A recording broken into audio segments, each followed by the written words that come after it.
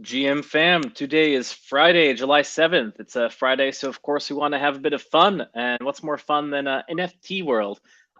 Joining us to talk about some of the interesting peculiarities is I should have asked how to pronounce this ahead of time, but I'm afraid I don't speak Latvian. Lizminski? Well, my handle is LZ Minsky. Yeah, it's so Minsky was one of my favorite economists, and that's how I went with the handle a few years ago. Got it. Where's the LZ come in? Well, the initials of my first and last name. Okay, okay. Don't worry, we don't need to get into that. We're a non-friendly here. Um, Appreciate so So for those of so like I'm not a super big NFT person. I have a couple. I have like a llama. I have a few others. But like there's still like a ton of interesting stuff going on in NFT world. And you are here with INSRT Finance, which advertise yourself as getting paid to acquire long exposure in NFT collections with shards. And shard vaults are live on mainnet. So for those of us who are just dipping their toes in the NFT space, could you kind of translate that into English? Sure. Yeah. So starting from the top, what we always wanted to do at Insert, and we're a team of 12 now. Um, some of us have worked at great companies such as Open, Olympus, companies and DAOs, Open, Olympus, as well as, let's say, UBS and Morgan Stanley. So we do have primarily a financial background or an engineering background. Well, to put it simply, like the two things that we always wanted to solve are, firstly, can we make NFTs productive as assets, right? Not necessarily even as financial assets, but in general as assets. And secondly, as firm believers of the wonderful network effects of on-chain ownership, and how it's going to change the world over the next decade, and how already to a certain degree has changed the world. How can we get more people onboarded to on-chain ownership? So 6 months ago, we started with our initial product, which is called the Shard Wallet. And fundamentally, what it does for our users is, hey, you can get exposure, fractional exposure to an underlying collection. Yet at the same time, we integrate through to a variety of primitives and infrastructure layers throughout the space in order to generate returns for our users. So fundamentally, how we like to frame it is yearn for NFT finance. That was our first product. And fundamentally, while the mission's still the same, we are taking the Shard Wallets to a new direction over the next 2 months, which, of course, I would love to talk about. But fundamentally, when it comes to resolving the problems of our users or future potential users, it's make NFTs productive and make exposure to NFTs as cheap and accessible as possible. Okay. So the idea is like I buy a bored ape, right? And then I can shatter it into 10,000 pieces and sell each of those pieces. Yeah, we've actually done that before. Like, it's not like a feature integrated into our front end, but we work together with NFT holders, with very like power user traders in order to provide them with that instant liquidity aspect. Because if you think about it from their perspective, right, they can get instant liquidity right now, especially for a more unique piece, right? Especially if there's not any offers out there on the open market. They can get some of that liquidity right now, yet retain enough ownership in that asset that they maintain residual governance rights, which basically means that they can decide how that asset is being used. So it's almost more than just like fractionalizing NFTs. It's almost like building an entire like ecosystem around an NFT, like an entire Absolutely. financial primitive. Absolutely. So are the shard wallet itself, it's not the shard wallet, we wouldn't describe it as a primitive. We would, the best way to characterize it is, or describe it is more of an access layer, both on the demand side, which are the users purchasing the shards, and on the supply side as well, which are the people depositing the shards. And you have this layer of contracts, the front end, and it integrates with other primitives in the space. So we bring multiple primitives together so the users have choice, and they can generate returns, and they have options for composability when interacting. So think of it as like, really, if you don't want to spend your time thinking about what you can do in the burgeoning field of NFT finance, you can come to Insert, and we do most of the work for you. Okay, so you're like going to be the active manager of this. I can give you my bored ape, and then you'll figure out what to do with it. We wouldn't like to describe ourselves as an active manager, especially for regulatory reasons. We've actually tried to distance ourselves from an engineering perspective as well. In terms of active management, we try to everything's as automated as possible. We do handle things on the back end. For example, for some of the shard vaults, the assets that are held, the underlying assets that are held in the shard vault, they are collateralized in an NFT lending primitive, and then the principal is used to farm yield, right? And in that case, the DAO does handle some of the risk management aspects, like managing, the LTV, managing the paybacks, etc. But fundamentally, we try to operate as a protocol, and anybody can access our contracts at any given point in time. But yeah, in that sense, we try to make it as easy as possible for anybody who's interested in NFT finance to interact with NFT finance. Excellent. So can you walk me through an example of how some of your primary customers have used this so far? Sure. So one of the first intentions for the shard wall was we looked at some of the things that were out in the market that could potentially offer a more efficient price to entry for blue chip collections. There have been a lot of fractionalization plays out there. Most of them have failed. So an underlying premise of our philosophy and how we try to solve our users' problems is that fractionalization is not a product, it's a feature, right?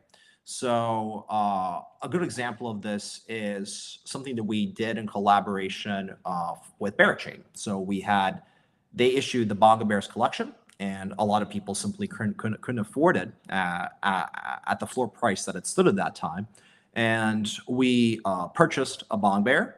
And what people could get through that experience is they hop onto the DApp. They have a minting page that very organically tracks and tries to replicate the feeling of a mint, with the reveal period, et cetera, in order to generate the same excitement and energy that a user would get participating in an actual mint. So we really try to craft the user experience to be as NFT native as possible.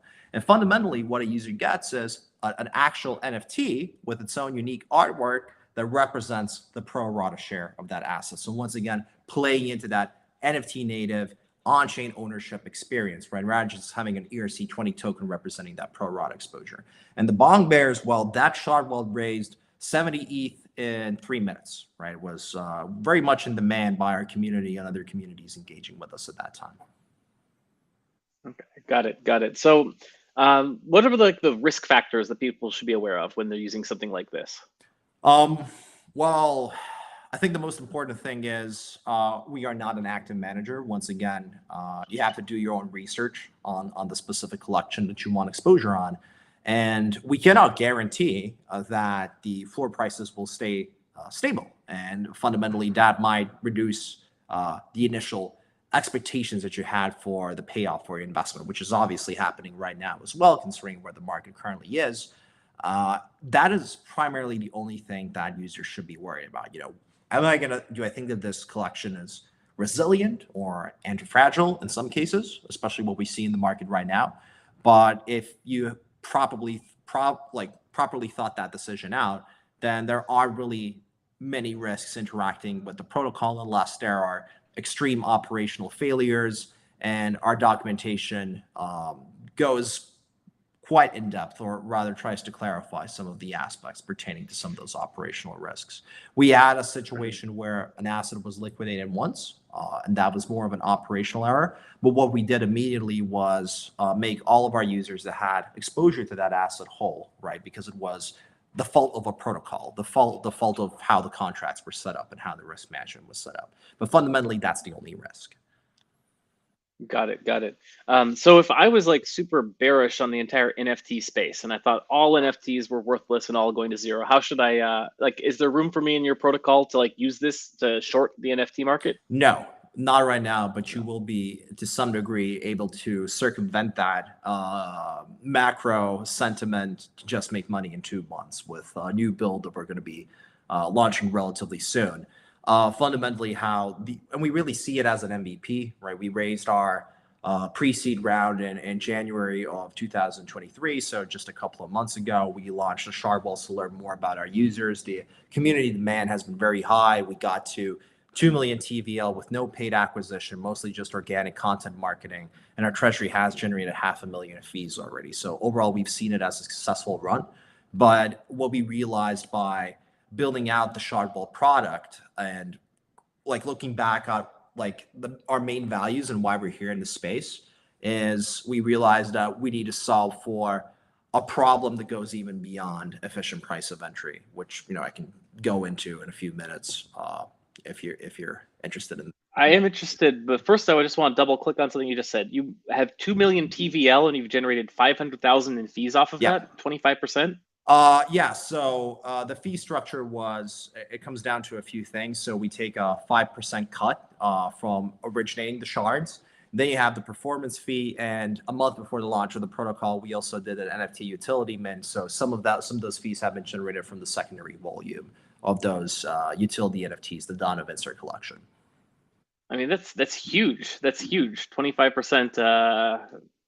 25%. That's just wild. Like that's congratulations. Thank you. It's we think it's a good start, but fundamentally we really just see it as a start, and we're working day and night right now just to deliver more value to our users, especially considering that in these market conditions, the value of that shard exposure has decreased significantly over the past, let's say, few weeks. We're quite honest about that to our community.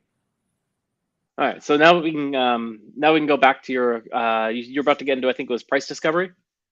In a way, yeah. So what we kind of realized by building out the shard vaults is that why ultimately users. So how we like to think about it is like the big boom in JPEGs over the past 3 years. It's a function of three things. And the first two things have been, I think, very widely recognized in the space. The first one being, hey, there were a lot of great artists or creators creating interesting assets that people just wanted to own for their own merit. And secondly was the potential financial payoff of owning these assets, speculating on them and trading on them, especially as the infrastructure evolved, let's say with the rise of Blur. But where we have a slightly different take where things, I think it's like a narrative that hasn't been commonly accepted in most spaces, is that the user experience of an NFT mint itself was absolutely fundamental for a lot of people participating in NFTs. When we think about an NFT, the NFT mint user loop, it's, to be honest, like an on-chain loot box with high variance and a buffer against loss aversion. And what I mean by that is when you participate in an NFT mint, you always get something in return, right? You might not get that legendary, but you might actually get a common. So what we're developing right now, where we're going to be passing more information to our community, is a way, like a primitive that is connected to the shard vaults, where we basically allow users to have a mint-like experience on demand for absolutely any asset represented by an NFT. And I can talk about it in some detail, but not in too much detail because we're still implementing. But overall, we've had like fantastic feedback from both our community and potential users on the demand and supply side. We kind of like see that NFT distribution is like kind of broken, and a lot of people are feeling left out because they're not pro traders. And really, the space has converged to an environment where pro traders and people with an edge are the only ones who see it, being worthwhile to spend their time and money in the space, which we think is contradictory to what, the ethos of the space is all about. Got it. So do you mostly see NFTs as like their potential in like the financial applications, or do you think that like the NFT space more broadly has kind of like room to like encompass other things beyond the financialization? That's a great question. I think there's, even in the first like option A, I think there's multiple layers to that we potentially impact. I think the market where we are right now is already showing that, this kind of like paradigm where we've been for the past 3 years, where you basically have all kinds of pictures. It can definitely stimulate a lot of speculative activity. That's cool. I trade JPEGs myself. But at the same time, if the underlying asset does not have fundamentals to support that speculative activity, it leads to a market that's really purely driven on emotion and narrative. And we've definitely seen the consequences of that play out over the past 2 months. What we believe NFTs actually are is fundamentally it's a technology, right? It's not an asset class. We call PFPs and other types of related assets NFTs a shorthand. But fundamentally what we believe it is It's a technology that represents property claims on a value that has been created and stored digitally in a way that has never been facilitated before, ever. And how we see the space expanding is more people generating assets using this technology that actually represents a specific property claim. And what I mean by property claim, it might just be art. We've seen music royalties. In some ways, some companies have actually executed on that really well. Some haven't.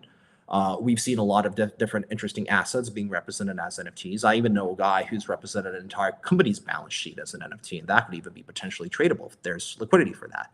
And like, we're not necessarily trying to like to square the circle there, but I think like there's always going to be a beachhead of people that are trading altcoins with pictures simply because like they like the commodity feel of it, right? But fundamentally, I think what everybody in the space is building towards is a future where we can represent property claims, ownership rights that are tradable and financializable, but that actually have some connection to either digital ownership or real world assets. Yeah. So would you think it's fair to say that it's like it is a technology? It's just that it has like such fungibility that financialization of it is sort of inevitable.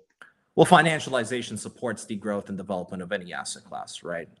Well, mortgage-backed securities probably aren't the best analogy here, considering Let's go for it. It's Friday. considering the potential and second and third order consequences. But the financialization of mortgages, helped issue more mortgages and helped lenders facilitate more credit when necessary. In a lot of ways, like the same kind of first principles apply to all of the nascent asset classes that are being generated with NFTs. So yeah, I would have to say that our point of view there is like you're right on the money there. Financialization will support the growth of these new property claims or properties being developed on chain. Got it. So I wasn't going to broach it, but you brought up towards the beginning. You mentioned that you didn't want to like get into the angles that like could bring some regulatory heat, but let's go for it anyway, sure. right? Let's hop so yeah, so Gensler has basically said that he's very wary of like the idea of like fractionalizing NFTs and thinks like there may be securities, but he's like not the most reliable like source on this because he thinks everything's a security. But that being said, like what's your like take on like the sort of like regulatory like issues or like the landscape that might cover what it is you're trying to build out here? I think like the best position to take for builders, not just when it comes to fractionalization, but that anything can be potentially considered a security, is firstly think about it from like a foundational perspective and make sure that you are not doing anything that might actually be related to that. And secondly, making sure and understanding that the opinion of one regulatory entity, even if it has a tremendous amount of influence and enforcement capability in the world, is just the opinion of one chairman. And there's a lot of people in the SEC that might consider those statements and have publicly said that those statements are not only controversial but potentially damaging for a variety of reasons. So how we try to think about this is we just take the proper precautions and make sure that when it comes to how we operate, that we're not operating as a financial services firm. And that is fundamentally what we do here. And fractionalizing NFTs and considering them securities, I guess I can see that angle, but not every single NFT represents a financial asset. I don't think a picture of a monkey or a picture of a penguin that people just really like and has a really nice Twitter community, I don't think you can equate that naturally without really trying to grasp on straws. You can't really equate that to like, let's say a credit derivative or a credit portfolio or some kind of more mature financial instrument. I think that's just like grasping on straws, and people people who already have a set position on the value that crypto or the on-chain economy can bring to the wider world, right? You can't really change that. You can only make sure that you've done the best that you can to offer value to users in a relatively compliant way, and yet at the same time talk with your friends and talk with fellow builders to figure out, hey, how can we protect ourselves from these misguided opinions and who can we talk to potentially change that kind of regulatory attitude in the future. I hope that makes sense. Yeah, it makes sense. So, like, it makes sense from a like a theoretical perspective, but when I've been like observing the kind of tactics of the regulators, like, I feel like they would prefer to win on like their theoretical arguments, but if the theoretical arguments are against them, they won't care and will just Mhm. come after you with a hammer anyway. So it's almost like it's nice that you're thinking about it, but it's not going to stop them if they do decide to like come after you and try and destroy you. So I guess like the question I had to have is just like the is like a level of decentralization built into this, so that if like you get hit by a missile tomorrow along with the rest of the 12 people on your team, the protocol would continue in operation, or like what like yeah, what's the like level of centralization or like robustness built in the event that like you do get targeted or like the ban hammer laid down upon you. Any user of our protocol, we have plans in place that would allow us to distribute all of the risk management functions of the protocol to our community if necessary, right? So uh, regardless of any consequences for the service DAO that's serving the DAO that serves the protocol, regardless of that, we can the protocol can still be operationally maintained. In a lot of cases where founders have felt, regulatory entities, where we've seen enforcement actions happen against products or protocols offering similar value propositions. In most of those cases, their founders were actually engaging in illicit activities, for example, insider trading or passing on insider information. I'm not going to mention any names, but some of the biggest names out there in the NFT financialization space haven't hit on those claims, and I do actually believe that those claims are valid. So it really comes back down to a good regulatory strategy. Sorry, my dog's in the other room barking for some reason. It's fine. We're dog friendly. Thank you, appreciate it. Having a sound regulatory strategy, understanding that there's cycles to regulatory opinion, and lastly, not doing anything that will potentially implicate any member of the team as partaking in a potentially illicit activity. Which, once again, to repeat, a lot of founders have been hit specifically on that point, and those claims have been valid. So we're just doing our best to avoid that. Got it. Got it. Got it. Okay, good stuff. So, like, what can you like? What all alpha can you give us about your upcoming launches? You kind of like talked a little bit about some of the pieces, but like, just lay it on the table. Like, let's drop all the alpha that you have about Insert Finance V2, V3, V4, your plans for world domination, whatever you can reveal.